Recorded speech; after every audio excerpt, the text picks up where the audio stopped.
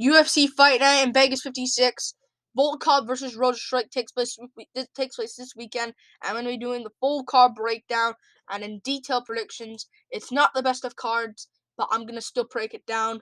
And I'm still going to watch the card on next Saturday. But so let's start with the early prelim opener of, it's not the best of cards, but it's a pretty big card. Erin Blanchfield versus JJ Aldrich to open up the prelims, which makes no sense. I'm going to be taking Erin Blanchfield here. I think Erin Blanchfield's pretty good. I think JJ Aldrich's also pretty good, but I just think Blanchfield's on that other level and that new, like that, this girl can be, like, she can be a future champion type level, you know. I am going to be taking Erin Blanchfield here in this fight. Blanchfield's very good. She very much impressed me against Miranda Maverick. Very much impressed me. And Miranda Maverick is pretty good. She's a pretty good fighter. Blanchfield doesn't have much of stand-up, if I can say that correctly. Like, she doesn't have much stand-up, but her grappling is very, very good. JJ Aldrich is also very good, but I think she just gets, like, some fights she just looks kind of bad. Like, she beat Jillian Robertson, which is a good win, and she also beat Vanessa Demopoulos. And both of these women are bounced back with good wins, of Robertson beating Cachoeira and Demopoulos beating Silvana Gomez-Juarez in her last fight. But you see, she arguably could have lost to Courtney Casey, which isn't bad. Courtney Casey's pretty good, but it's just, see, Sabina Mazo, you lost to her in a close decision. I think she did beat Poliana Viana, which is a pretty good win in hindsight. Not really, but I think Erin Blanchfield goes out there and outgrapples her for 3 rounds, 30-27 on the scorecard. She's 23 years old, cold-blooded, I think gets it done. Who has the reach advantage? Probably Aldrich, right? It's probably going to be Aldrich. No, it's actually Blanchfield. So if anything goes wrong on the feet, Blanchfield can get the takedowns. I don't think Aldrich will outgrapple her. JJ Aldrich will lose. I think Erin Blanchfield will get the job done. I think she's very good.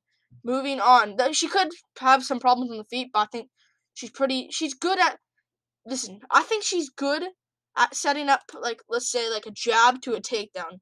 I really like that from Erin Blanchfield. I think she gets it done. Moving on up the card. Andreas Michailidis versus Ritnat Fakhretdinov. Sorry if I didn't pronounce that correctly, but I'm gonna go for Ritnat here over Andreas Michailidis. It's worrying though, but this guy's actually very good. I like Ritnat Fakhretdinov. It's hard to say that name, man. I'm gonna call him Ritnat.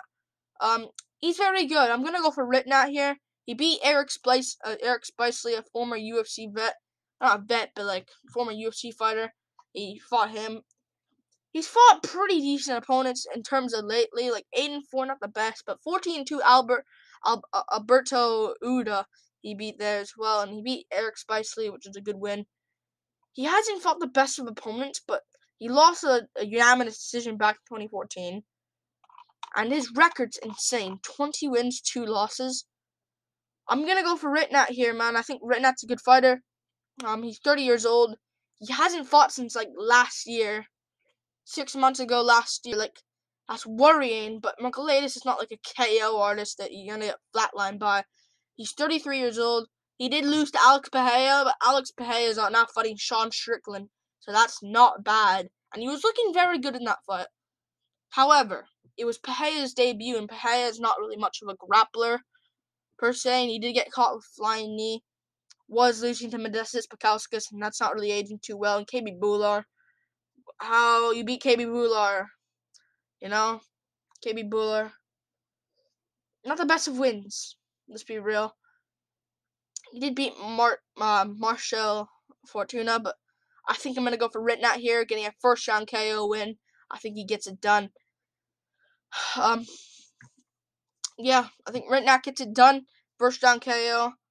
I'm going to go for Ritnat Fakhretdinov to get this one done. First round KO. I don't think he could out-grapple. Michailidis again could out-grapple him, but he doesn't have much stand-up. Ritnat has a wrestling background, grappling background, as like an Alex Pereira wouldn't, and he still got flying knee KO'd. I think he'll pay for another KO here. I think Ritnat will respect the grappling of Michailidis, and I think he could set up his stand-up of the grappling, but I think he'll get a first round KO with like a 1-2 down the pipe. knockout in the first round. Ground and pound. Moving on up the card. Ritnak gets it done. Jeff Molina versus Zhalgas Magulov. I'm gonna be going with Jeff Molina here. I like Jeff Molina, man. I think Jeff Molina is a pretty underrated prospect in that division. Zhalgas at this point is not looking too good. I'll get to Molina, but 14-6, 33 years old. I thought Zhalgas could have been something, man. Like, at the time, I think he could have actually been something. Like, I thought he beat Raulian Paiva due to the scoring criteria rules of MMA. According to them, he won against Raulian Paiva, I thought. Pretty clear as well. 2 rounds to 1. But then he lost to Amir Albazi, and he looked pretty slow in that fight. He did beat Jerome Rivera, but Jerome Rivera is absolute garbage. He's nowhere. What is he doing now? Yeah, he's quit forever, I think, now, too. Hasn't fought since. Not that good. And Manel Kap's not a bad loss, and Amir Albazi's not a bad loss. Especially if he won or lost against Raulian Paiva. You know, he just looks slow out there, and I think you can't be slow against Jeff Molina. He did beat Tagir Ulanbekov, but Tagir sucks, man. Let's be real. And Tyson Nam's a good win, to be fair, but Ali Bagatinov is a good win as well. I just don't think he's got what he takes anymore to get it done. Okay, that made no sense. Let's be real. Let's repeat that again. I don't think he has what it takes anymore. I think Jeff Molina is coming up here as a prospect. 10-2. El Jefe, 24 years old. I think this guy is going to win this one, man. I think this guy could actually be something. He did beat Daniel Da Silva, and I know recently Daniel Da Silva just lost due to a heel hook or knee bar or whatever it was to Francisco Figueiredo. I think it was, what was that, heel hook? I think it was, no, knee bar. Yeah, knee bar, yeah. But he's very good, and he didn't look the greatest in that fight, but he's improving. He beat Aori Quillang, who just bounced back against someone, I forgot who, Cameron Else, yeah. He's a good fighter. I think he'll go on to do maybe good things, and he trains with James Krause. I think he'll get a first round easy KO as well. Moving on up the card, Tony Gravely versus Johnny Munoz Jr. I'm gonna be leaning the side of Tony Gravely here. I like Johnny Munoz Jr. I think he's actually a pretty good prospect himself. Like, speaking of, like, I think this card's a lot of prospect cards. Good matchup here though. I am gonna be taking Tony Gravely to get this one done. But yeah, I think Tony Gravely gets it. He looked good in his last one against Samuel Oliveira. More so of Oliveira just spamming a guillotine over and over again and couldn't get it. And that ended up him getting out-grappled for 3 rounds. He did lose to Nate Maness. Nate Maness is pretty good, though. He's a pretty good fighter, Nate Maness. He did look good in that fight. He rocked Nate Maness, but then Nate Maness caught him back. I know he rocked him in the round 1. He dropped Nate Maness, looking like it's gonna be over, but then Maness rocked him in the second round, got a comeback, similar to Oliveira, Chandler, but less high profile. It's more so low profile, but it's not as more. It's like he just got dropped out of nowhere. It's not like he got smashed like Oliveira. But he beat Anthony Burchak, not a great win. I am gonna be going with him to beat Johnny Munoz Jr. Munoz Jr. is really good, but he's 29. I just don't think Jamie Simmons is good. If I'm being quite honest with you. I don't think Jamie Simmons is good. And I think he brought that to the second round. I know he was beating him the whole time, but he brought that to the second round. Jamie Simmons should be an easy win for you if you want to ever be anything. And it was an easy win. Don't get me wrong. But finish him earlier, man. I'm going to be going with him here. No, I'm not going to be going with him here. He did beat Ian King and Retson Otgon-Tulaga at KOTC, which is good. Did lose to Nate Maness as well, but listen, Nate Maness is really good. He did alright in that fight. He did better than Gravely, but I think Gravely's going to go out there and use his grappling, get the job done. I'm going Tony Gravely to get it done. I think he's good enough. Moving on. And if it's on the feet, I'm going to lean Gravely as well. Moving on up the card. Benoit Saint Denis versus Nicholas Stolze.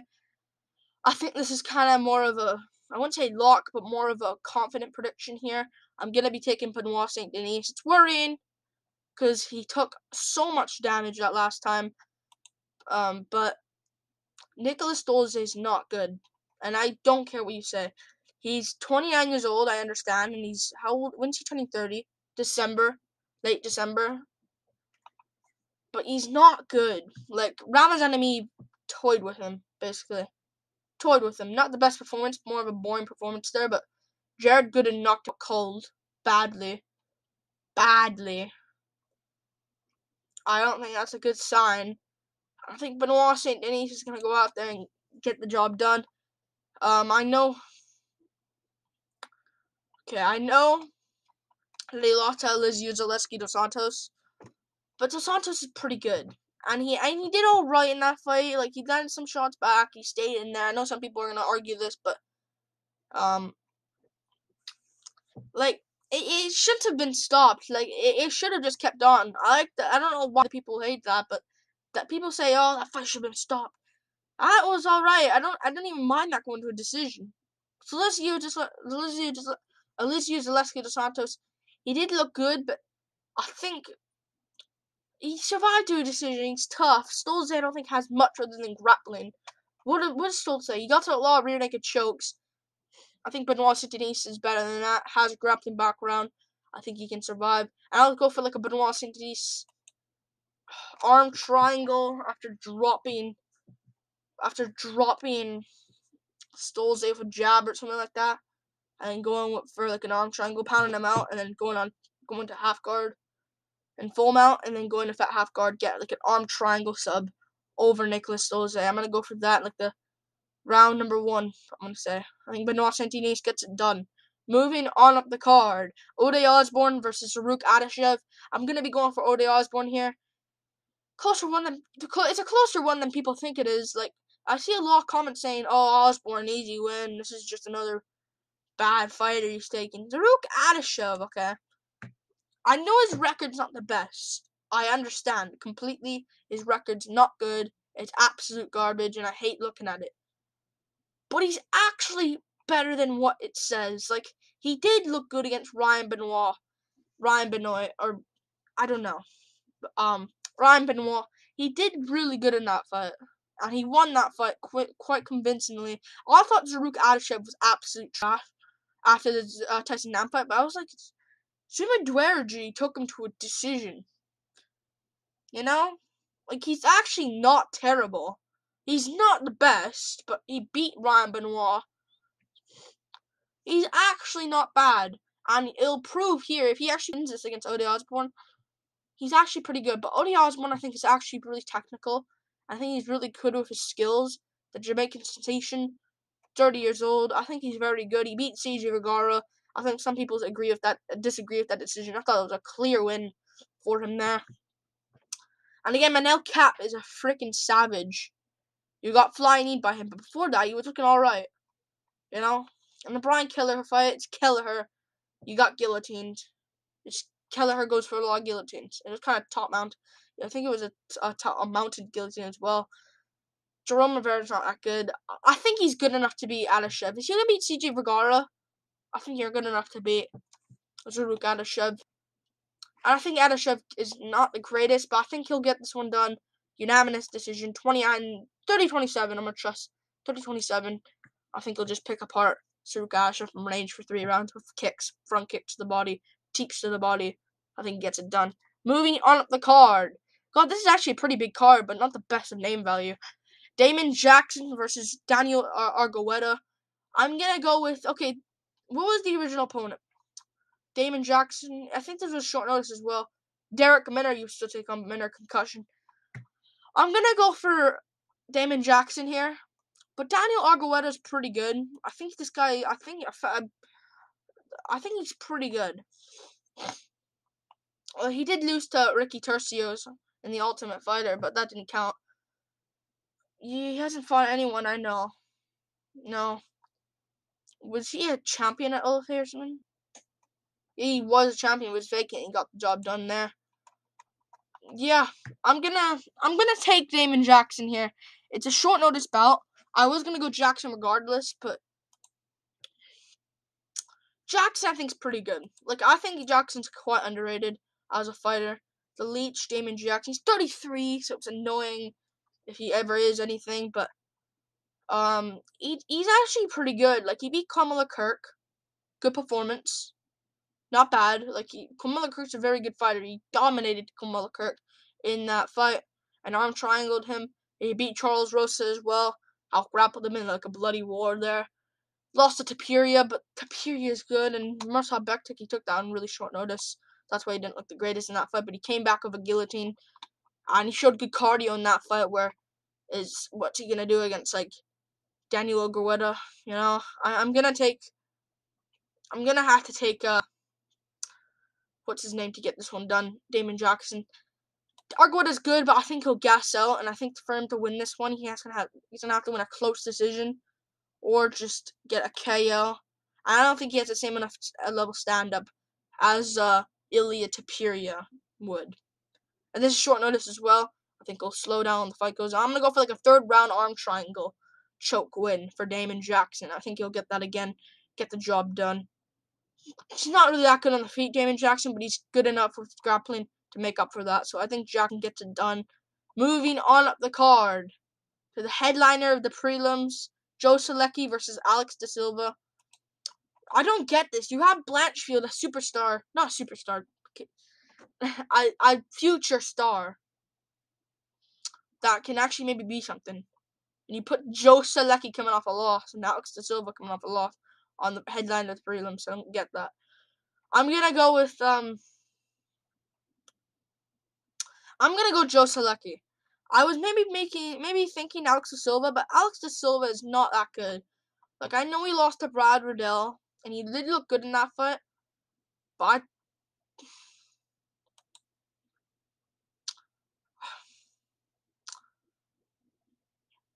he didn't look that great, you know? Like, he's good, but, like, he's not that good. Like, he's nothing crazy. He did beat Rodrigo Vargas, but we see now Vargas not that good. Lost to Paddy Pimblett. Did lose a guillotine choke to Alexander Yakovlev. I can see another guillotine here for Joe Solecki. I think Solecki has guillotines in his career. He's 28. He's a good fighter. What does he have? Any guillotine chokes? He does have a guillotine on the Contender Series back in 2019. He's a pretty good fighter, though, right? But yeah, I am gonna go Joe Solecki. He did lose to Jared Gordon, which isn't good. And he did get out grappled at moments, but I think he's good enough to beat Alex De Silva. You know, you've now grappled Jim Miller. Jim Miller is looking good. Austin Hubbard's not that good, let's be real, and Matt Wyman as well. But he did lose to Nicholas Mata, but this is a 50-50 one. I wouldn't be surprised if this one I get wrong, but I'm gonna lean the side of Joe Solecki. I think he can get it done with a guillotine choke in the early second round. I think he gets it done. Brad Riddell, he was looking good, but he slowed down in that fight. So I think when the rounds will go on, I think I'm gonna lean Joe Solecki. And plus the stand-up, I think can go Solecki as well. Solecki, I think, gets it done. Moving on up the card to the main card. Felice Herrig versus Karolina Kowalkiewicz. The rematch. Of course, they fought before. Jeez, man. Those losses, man, from Kowalkiewicz. But of course, she won a split decision before. I am going to say this. I just think Karolina Kowalkiewicz is done, man. I don't think she's good anymore. She used to be very good, but I just don't think she's that great. And I'm going to take Felice Herrig for that reason. I don't think she's good, and the fact that she's getting just, like, I just don't think she has it anymore. Ever since she, like, got KO'd what has it? Because before, she was really good. You know, she beat Rose Namajunas, she beat Heather Clark, she beat Randa Marcos. She used to be very good. Like, she used to be very good as a fighter. She used to be a really savage then as well, but since she's just lost, it has been a spree. Andrade, Michelle Waterson, Grasso, Yan, Penne. I don't think she has it anymore, and I don't think she's gonna win this fight. And the fact that she's getting dominated by these girls, like Jessica Penne, you get submitted by her. Lapita Gardina is on short notice. Arguably could have won a decision against Jessica Penne. But Kowalkiewicz had a full camp and she got submitted in round 1 with relative ease. Yan Xiaonan dominated her. Same with Grasso. Same with Waterson. That fight was competitive though, but Waterson clearly won and got destroyed and knocked out cold badly by Andrade. I think that kind of changed her career a little bit, but I'm gonna go with Felice Herrig in this rematch. I think she gets it done. She's 37, so I really don't care if she wins. I don't really care if she wins, but Virna Jandiroba's looking pretty good. That's not a bad loss, you know? Virna Jandiroba's better than Jessica Penne, I'd say, probably, right? You know? I can probably say that. Michelle Waterson, she made that fight competitive, but she did lose, and it was close the first time, but Kowalkiewicz landed more shots. And I think this time, Felice Herrig will take more of a okay. I think she'll take more of a heavy grappling approach. I think she'll land the bigger shots on the feet. But I don't think she'll do that. Like, I think she'll try, but I think she'll land the bigger shots on the feet. I just don't think Kowalkiewicz has anymore, man. I don't think she's in the game anymore. Whereas when she fought Ioane and Jacek, and I also don't think she has it. I think she's gonna get exposed yet again. I don't know why she's still fighting. I guess for money, I understand, but just don't fight. Don't fight. Like, you're already on a 5-fight losing streak. Just stop. You're not good anymore. I don't know why she's still doing it, but I'm gonna take Felice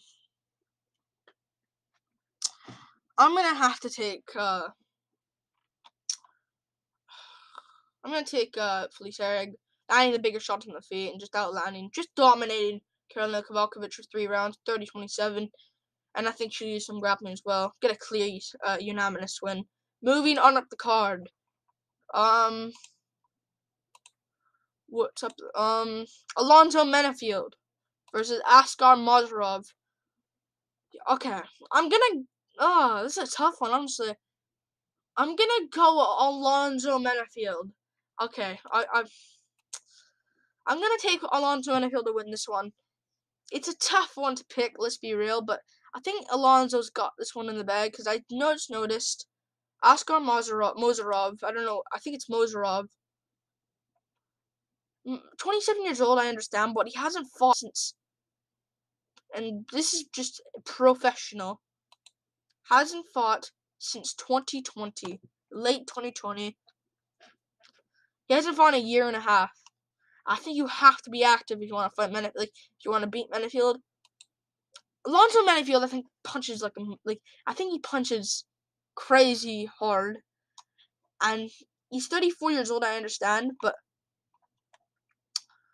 he made it close with William Knight. Like, I know he didn't dominate Ed Herman, I understand, and Ed Herman, blah, blah, blah, but like, he beat Ed Herman convincingly. I don't think he really wanted to hurt Ed Herman, out there as well. He beat Fabio Cherant, easy win, not the best of opponents, Ed Herman and Fabio Cherant, but I think he wins this one.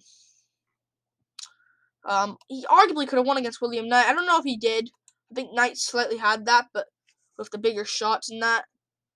But it was pretty close. He did get KO'd by Ovince St. Preux, and he did lose to Devin Clark, but he's massively improved since then. And he beat Paul Craig then as well. I think he'll take a fast first round KO approach and knock out Askar Mozharov. Askar Mozarov's good, but I just don't think he's.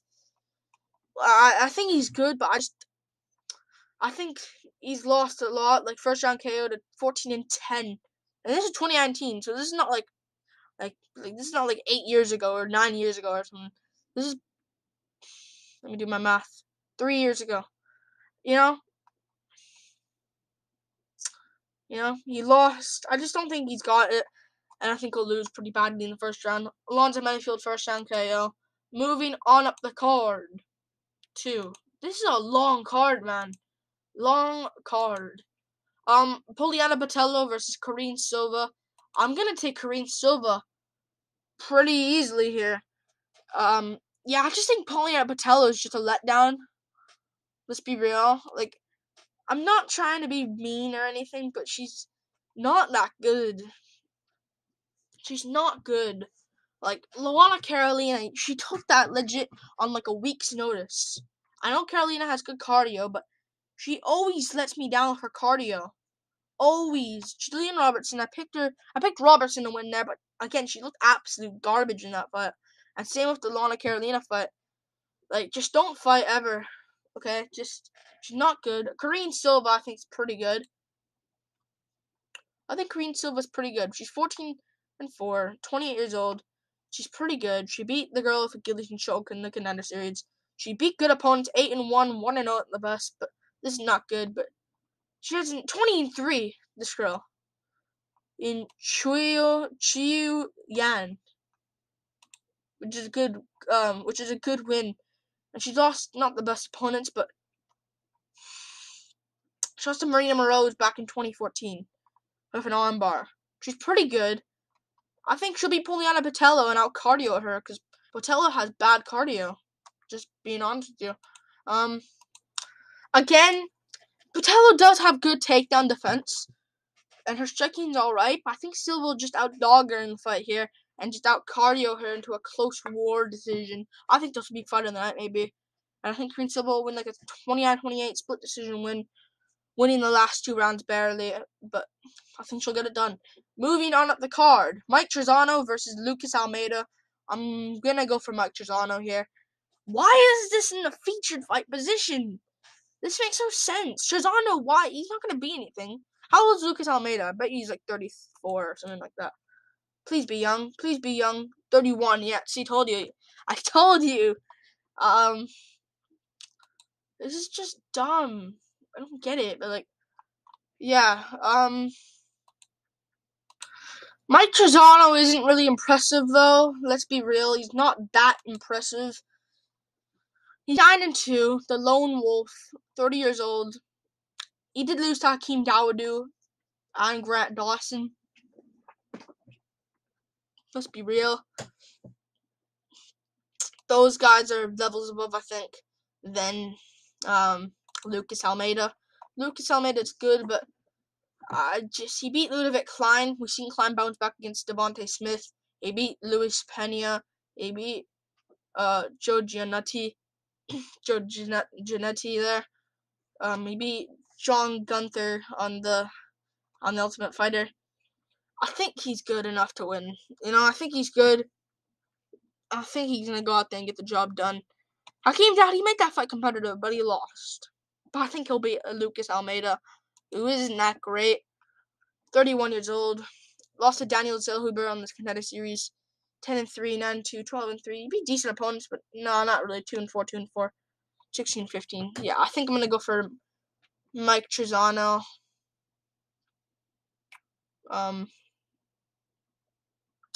Yeah, I'm gonna go Mike Trizano here. Another unanimous decision win. I think he gets it done. Yeah, I think Mike Trizano gets it done over Lucas Almeida. We'll see what happens. We'll see what happens. I think he'll use his grappling and his striking to get the job done. Lucas Almeida's not that good. 30-27, Mike Trizano. Moving on up the card. Co-main event. Danny Ige versus Movsar Evloev. I'm going to be taking Movsar Evloev here. Danny Ige's good. Okay, I know Danny Ige's pretty good. But he's not that great, man. Like, I think he's quite overrated. Let's be real. Like, this guy, I just don't know why he took this fight. It's kind of dumb. 30 years old, down 50k Ige. He lost to Josh Emmett. That was a very close fight against Josh Emmett. I understand. But, again, he almost got knocked out in that fight. I don't think that'll be effective. I think Evloev will use his grappling first 2 rounds. Or 3. He did beat Gavin Tucker. I know. Okay, I'll mention the Emmett fight. It was close. But in the striking department, but Emmett barely got him there. It was a close performance. He made that close, but against Korean Zombie, he got out-grappled. He got out-grappled in that fight. And even at moments against like guys like Julio Arce in there, but that was way back then. Mirsad Bektic, had some moments. Same with Barboza, some moments as well. Same with Cater. Same with Korean Zombie. That's how he basically lost that fight. He did beat Gavin Tucker. But, Gavin Tucker, that was, one punch out of nowhere, so I don't know how to base that. He could KO Evloev, but Evloev is shitty at moments, but Evloev is good with his grappling. I think he's smart. 15-0, 28 years old. He beat Hakeem Dawodu very impressively. Very impressively. Beat Hakeem Dawodu. He did lose the third round. I think he'll win here against Dan Ige. He didn't do that great against Nick Lentz, but Mike Grundy, he hadn't played the best opponents, but he looked good against Hakeem Dawodu, and I think he'll do alright here against Dan Ige. And I think he's going to get the job done. 30-27, I'm going to go with. I'll go 30-27. I think he can get it. Moving on up the card to the main event, Alexander Volkov versus Jairzinho Rozenstruik. I'm going to go for Alexander Rozenstruik. Oh my god. I'm going to go Alexander Volkov. I'm going Alexander Volkov here, getting this fight done by decision. I think it's going to be another boring, lackluster performance by Volkov, and by Rozenstruik just sitting on the outside, just waiting for the counter. I just think it's not going to work out again for Rozenstruik. I think this is like a Ciryl Gane fight again, but a little bit more competitive, I think. We'll see what happens though. I think I'm gonna have to go with him. I'm gonna have to go with Alexander Volkov here. He did get dominated by Tom Aspinall, but it's Tom Aspinall, and it was on the ground. What is Rozenstruik gonna do? Be a grappler in this fight? I can't trust that. 33 years old. He beat Marcin Tybura. He outstruck Tybura, but again, he takes on mostly grapplers. Aspinall, Tybura. Aspinall somewhat a striker as well, though. Ciryl Gane, it was a close fight against Ciryl Gane. You see, it's a close fight against Ciryl Gane. As if with Rozenstruik, he gets kind of dominated for 5 rounds. And even against Volkov Blades, Volkov did alright in the last 2 rounds. Rozenstruik again got dominated, not dominated, but lost every round to Blades, got KO'd by Ngannou. Dos Santos he beat, but Dos Santos just lost to Yorgan Takashua at Eagle FC due to an arm injury, shoulder injury. Shoulder popped out. Not that great. Sakai's not looking good. He just got KO'd by Tuivasa last year. I think I'm going to have to go with Volkov winning this one. He beat Overeem up. Overeem beat up Rozenstruik the whole fight until he got KO'd at the end. Walt Harris he beat. I think I'm going to have to go Volkov here, man. He was beating up Lewis until he got KO'd. Dominating Lewis. I'm going to have to pick. I don't think Rozenstruik's got this one. I think he always just sits out on the outside the whole time. I'm gonna have to go Volkov. I'm gonna maybe make a prediction video for this, but I don't know. The card's not that great. But I'm gonna take Volkov. 50-45 decision win. I think it's a domination win. I don't see Rozenstruik doing much. Rozenstruik will have to go to him because Volkov is slow at moments. This is not like a lock or anything or confident pick. Volkov can be slow at moments. I picked Aspinall TKO him. But I'm gonna have to go Rozenstruik. No, I'm gonna have to go Volkov, picking him apart for 5 rounds in a lackluster performance. We'll see what happens. I'm going Volkov.